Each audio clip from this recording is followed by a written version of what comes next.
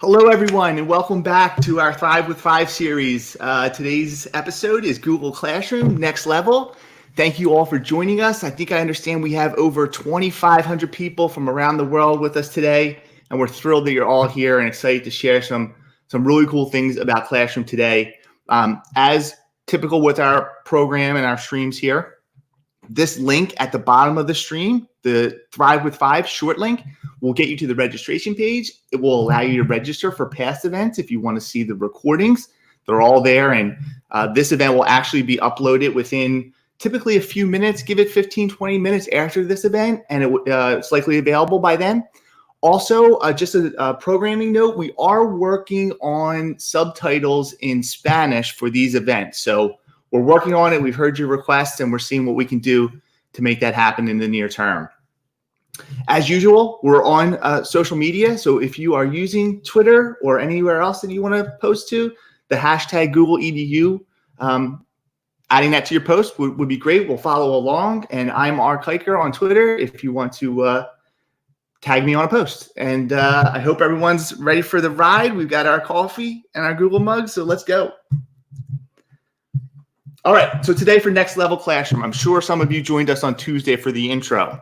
And today we're going to focus on our Thrive with Five topics. Is going to be around organization, organizing your classrooms and how it ties into Google Drive. Work and the assessment of student work. We'll get into the newer rubrics tools. We'll get into importing quiz grades and also gradebook tools, or a little bit about the gradebook at least. We're going to obviously spend most of our time in demo mode. Another quick reminder, we do save some time at the end of this half hour for some Q&A, and we'll be doing that again today. But the very talented and wonderful Devin at Google is on the back end watching the Q&A and anything you're posting. So please put that in there. Even though I can't see it live, we're going to do our best to surface the most relevant questions and do our best to answer as many of those as possible within this time frame. And if something's hot in the question area, Devin's going to try to give it to me in the middle of the session here so we can address it on the fly. So we're trying to keep it as interactive as possible, even with this live stream. We'll share a little bit of a classroom testimonial and a teacher spotlight. We have some extra credit links and resources for you. A couple of them I think you're going to really like today, hopefully. And then, like I said, we'll wrap up with a final Q&A. And with that being said, just a couple more pieces on a quick overview of Classroom. I want to point out some really awesome pieces. Multiple rubric options. We're going to give you a template today. So if you want to build your rubrics in Drive and in Sheets, it's a way for you to keep it offline, make it more accessible and maybe shareable, portable perhaps, but quickly load it to your Google Classroom assignments. We mentioned this on Tuesday, but it's worth repeating. Google Meet is now built into Google Classroom for live collaboration with your classes. It's a recent addition. And in a recent blog post over at the Keyword blog by Google, it was announced that there's over 100 million educators and students worldwide using Google Classroom now. So we're thrilled about that. We're thrilled you're here. We're hoping to help. And thanks for being here today, guys. Let's get into it. So we're going to jump into Classroom, okay? Here is a sample domain that I have going right away. Many of you are going to be wrapping up your active school year here in the next few weeks. And if you're not, at some point, I'm sure you will be in the not too distant future. If you're in a different continent that's on a different schedule. I know we have people from Africa and South America here. So what do we do when we're done with Classroom for the year? There's a couple best practices, in my opinion. This class right here, if I'm done, my students are through with the school year, with the term, and all of our grades are in, we're ready to move on. If you're on Classroom and you choose your three-dot menu, you will notice a couple different options. Move is a pretty popular one because it lets you rearrange the order of your classrooms on your class dashboard here. We also have Copy and Archive, two really important ones. If I choose Archive of a class, it's going to take this class and it's going to move it to my archive, which is like digital storage, permanent storage, if you will. If a class is archived, you can continuously reuse the posts from that class. You can recall it and restore it if you need to. It doesn't go away. It's not deleted. It's just sitting in permanent storage, and it cleans up your class's interface here, so you're only seeing your current classes. I'm not going to archive this class because I'm going to use it here today.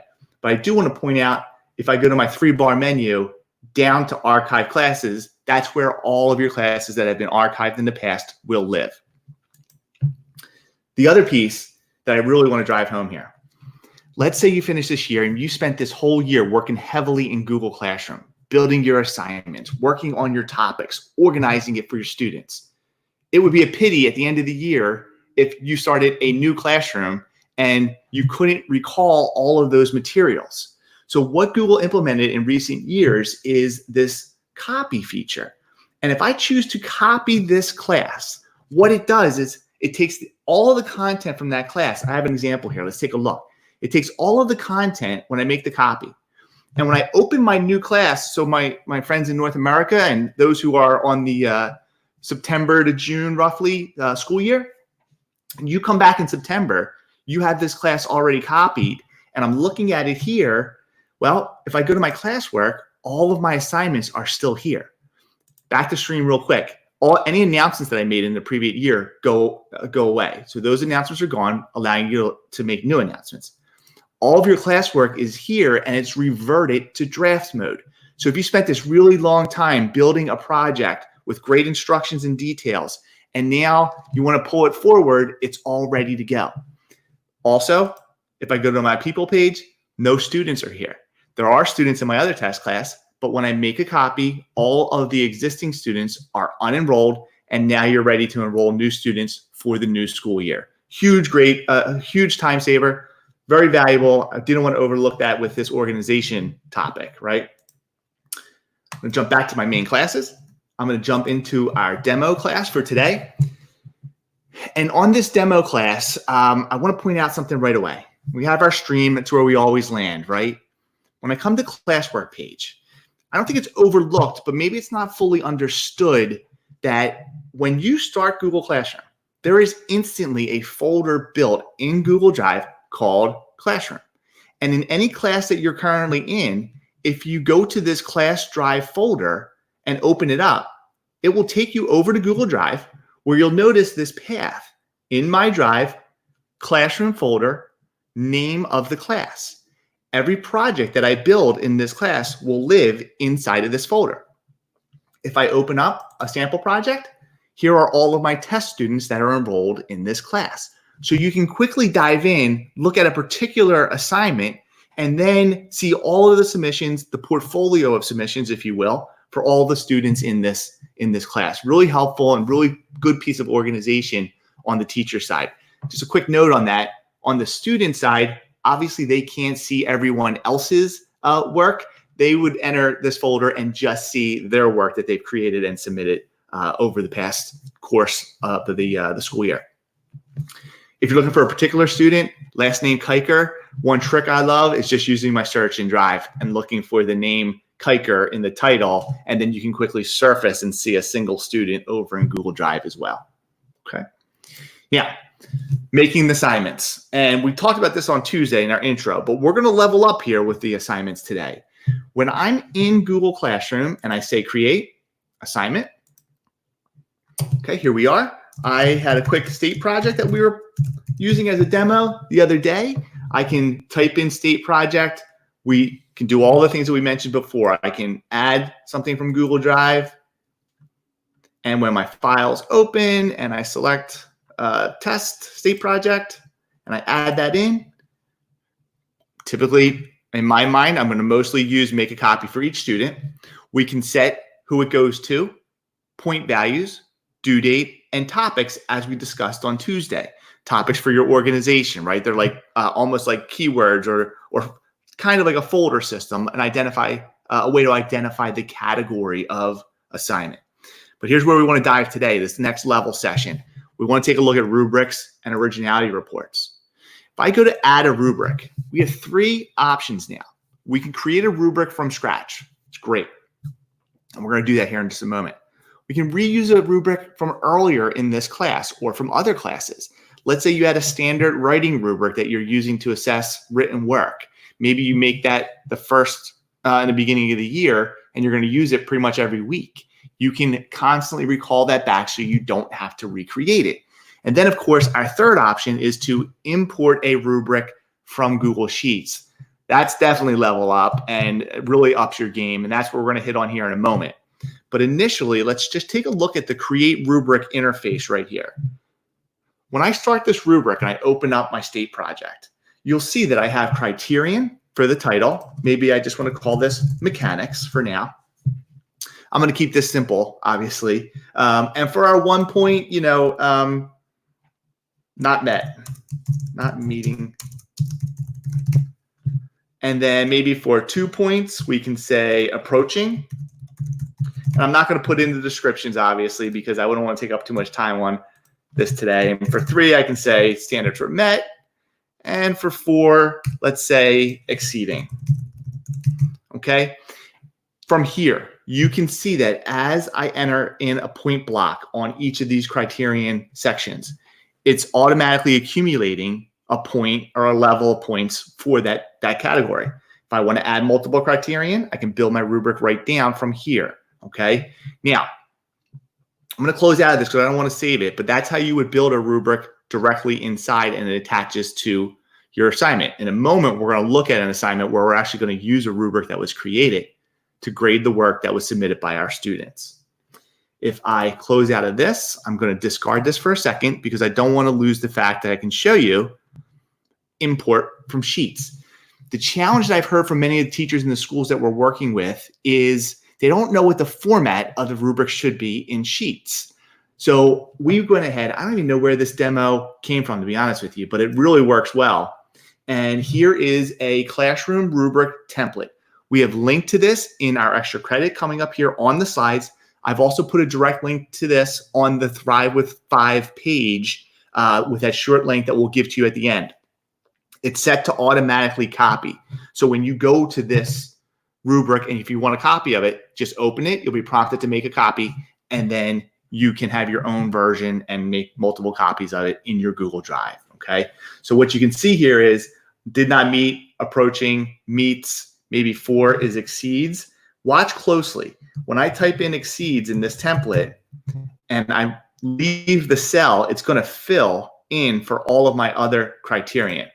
Oh, there it goes. Exceeds. Pretty cool, huh? So this is available for you and we'll make sure you have access to it, as I mentioned. Okay. So that's the other way that we can add a rubric. The other piece we want to mention here is originality reports. Originality reports come with 3 projects in a single class that you can add originality reports to. What it does is it gives your students the ability that when they're working on their project, they actually get the opportunity to run a report 3 times. And it's really a teaching and instructional tool. This is not meant to be a gotcha type factor, but what it is it lets them know that they need to be more original with their postings and their writings and to think about original thought and not reusing information, right? So if I turn that on, it will be part of this assignment that's distributed to my students. So I just click it on, I can say continue, and they will be enabled for this particular assignment. I'm going to choose assign. Give it a second till we jump back into our classroom or coursework page here in a moment. And then, like I mentioned, we're going to jump into some of these other projects that already have originality reports and rubrics built in. So let's do that. Here is a creative writing assignment. Oh, let's pause here for a second. Let's see if we have Karen. Hello, Karen. I'm sure there's many Karens on this call. Is there a way to create one Google course but have multiple sections that each have different rosters of students? So you can make, there is not a way to make fixed multiple rosters. However, if you are creating an assignment and you want to assign it to a subset of students, you can do that. I think my best practice here is to break your classroom into multiple Google classrooms by subject area, and maybe that would be a little bit more organized. Each have different rosters of students. Yeah, I think Karen, I would point you in that direction based on your question, but thanks for asking and I'm glad you're here. Let's just jump back over to this writing assignment.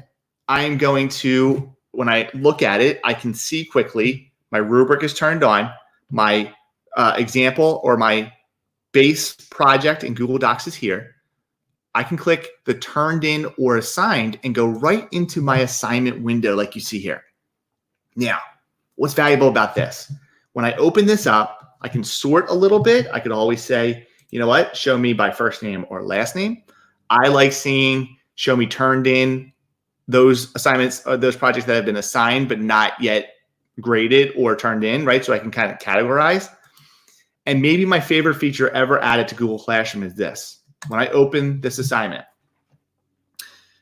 I was a director of online learning for years, and one of the biggest pitfalls was having to open an assignment, review, close it, open the next student's review. It was painful and tedious process. This single pane for reviewing work, I think, really was a major win for Google Classroom, because what happens here is when I open up my assignments, I have quick drop-down access to all of my submissions, or I can use my arrows to sort left and right through multiple students, right? So on the fly, you're looking over work. We're going to talk about this side panel here in a moment. You're reviewing, maybe you're returning on the fly. Boom, you slide to the next student as if it was a piece of paper on your desktop. You also end up in this single pane for review in what's called suggesting mode. This is the default. If I drop this down, you'll notice that I can move to editing, which would let me edit this document, okay? But the reason it goes to suggesting mode is maybe you're thinking, I want to highlight this period, and I want to say, instead of a period, put an exclamation mark. Well, just by putting an exclamation mark, it frames it out and it says, okay, Rich Kiker is making a suggestion. And I can leave a note for the student saying, use this for emphasis, and reply to this strand. What this does is the next time my student opens this paper for review, they'll see my suggestions and they can choose to accept my suggestion or reject my suggestion. So suggestion mode, I think, is a really good way to give constructive feedback and help students continue to shape and mold their work in a positive way. Another way that we can look at feedback is over here on the right-hand side. If you take a quick peek, we'll look at the grading here first. Well, let's do feedback first. If I jump into my comment bank right here, okay, you'll see that I have built-in comments. And if you take a look at mine, never have a comment that says you stink, ever. That's probably bad for students' self-confidence. But you will see, great job, you stink, and an emoji. I can add these comments, and then I can quickly and copy and paste them into my comments or into the body of this document. You might be wondering, how did I get an emoji in here for feedback? Quick hack for you. I have a Google Doc open. In my Google Doc, I'm going to say insert. I'm going to come down to special characters. Inside of this special character window, I can pull down my first menu, and emoji is actually the second option, where I'll see all of my emojis. Now, I also could search by keyword over here if I wanted a thumbs down. Again, not my style, giving negative feedback, but it's fun for demonstration purposes. I'm going to highlight that emoji. I'm going to copy it. I simply come back to my review for my assignment, add to my comment bank by hitting this plus sign, paste my thumbs down, add.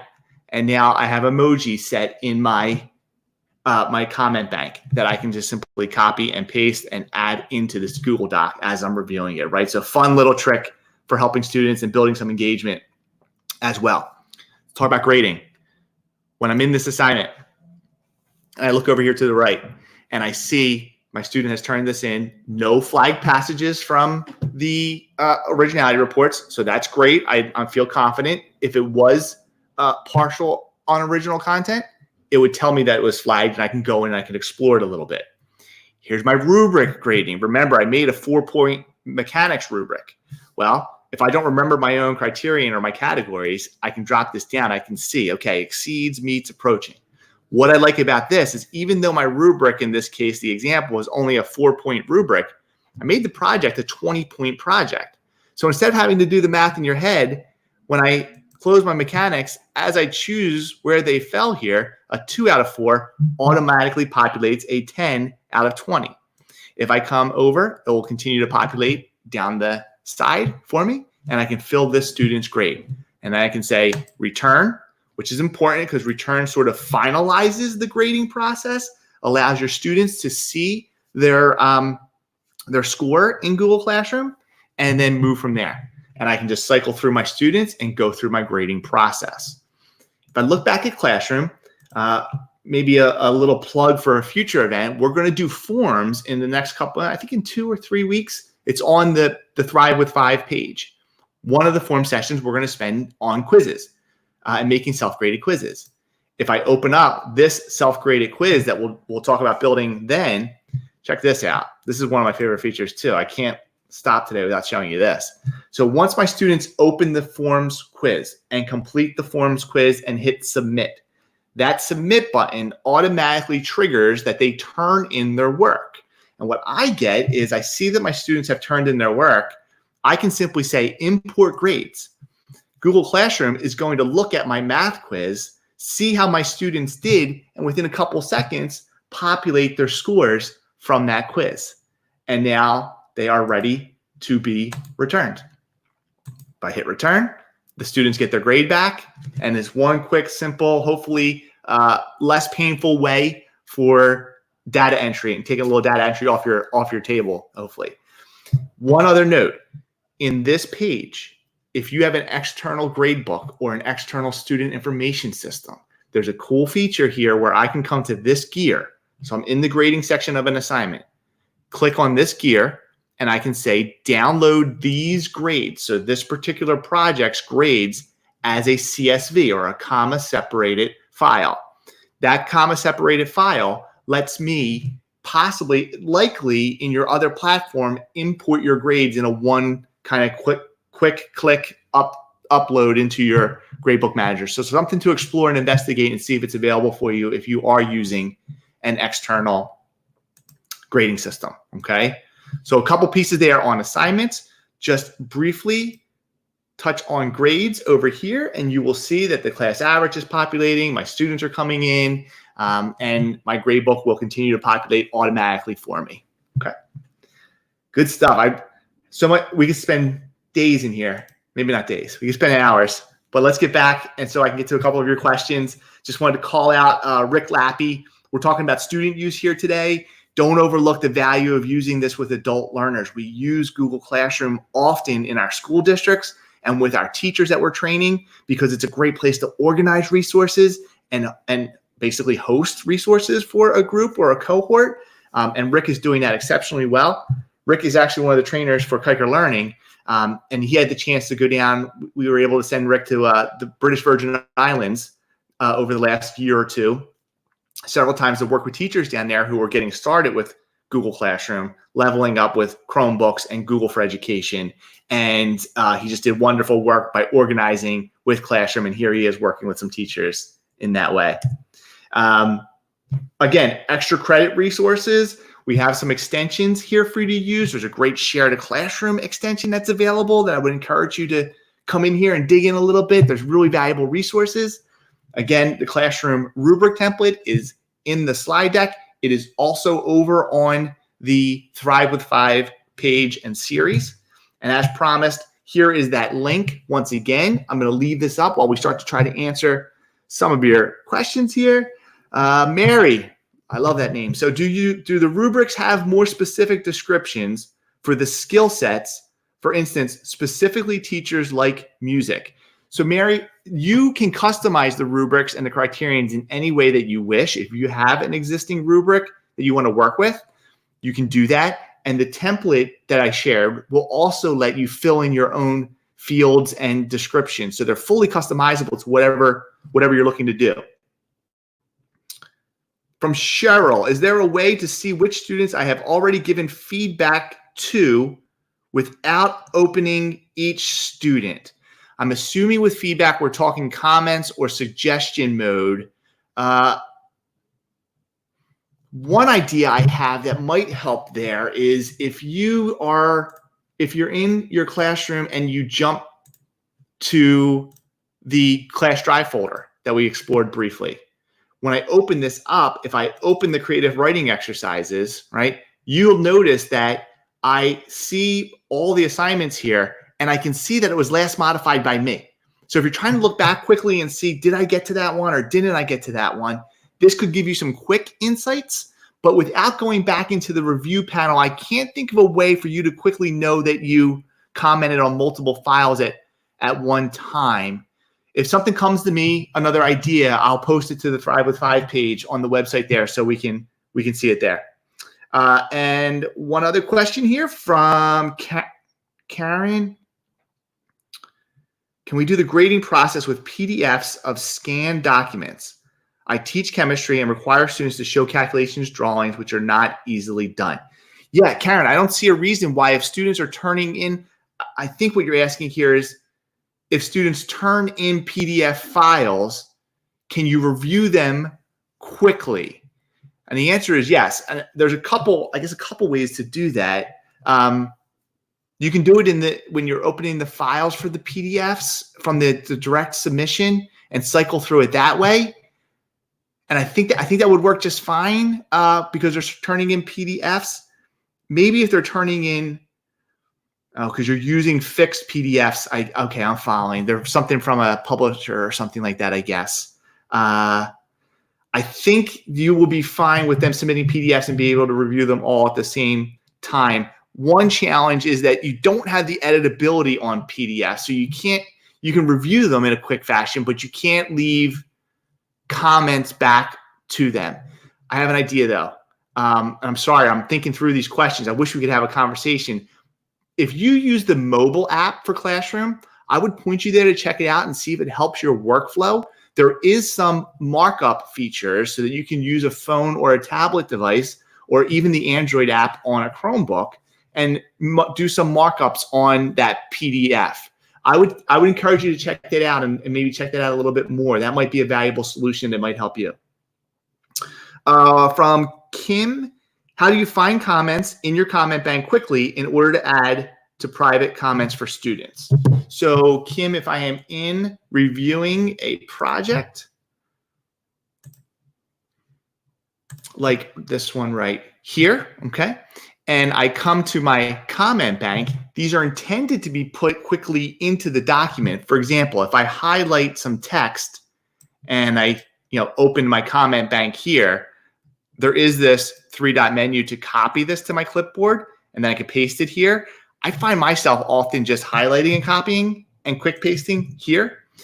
I think what you said though was for the private comments, same is true. If I'm here and I have this copy to my clipboard, that temporary place to paste things, and I jump back to my review for this student and I want to come to my private comments, I can paste quickly here as well and post that private comment back to that student, right? And again, maybe don't give students thumbs down. I don't know if it's good for their self-esteem. Oh, good. We have one other question here I can get in. From Shelly, when I make a copy for each student in an assignment and students turn them into me, when I make comments changes on their copy, will they save? So Shelly, absolutely. If you are making comments on their copy of the Google Doc that you made a copy for of each student, every comment that you're making and you're posting or any suggestion mode that you're entering into that document follows the same autosave procedures that we're used to with Google with Google Docs. So yes, they're auto-saving. Good question. And Amber, does your comment bank automatically transfer from assignment to assignment, or do you need to create a new? No, great question, Amber. Your comment bank is your comment bank. So it follows you for multiple assignments. It lets you get to use it in multiple assignments. It's probably also a good reason, back to, I think I made a point a little earlier. I'm a fan of making a different classroom for each subject area. My math comments, maybe I'm teaching 5th grade. I'm teaching math and science. My math comments are probably going to be different than my science comments. So having them in my math class is probably useful, or a different set in my math class is probably useful.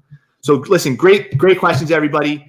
We hope this was helpful for you. It's our only intent here is really to get this in front of you and share helpful ideas and resources across the 6-week Thrive with 5 series. So once again, recordings will be available quickly after this event at this short link that you see on the screen right now.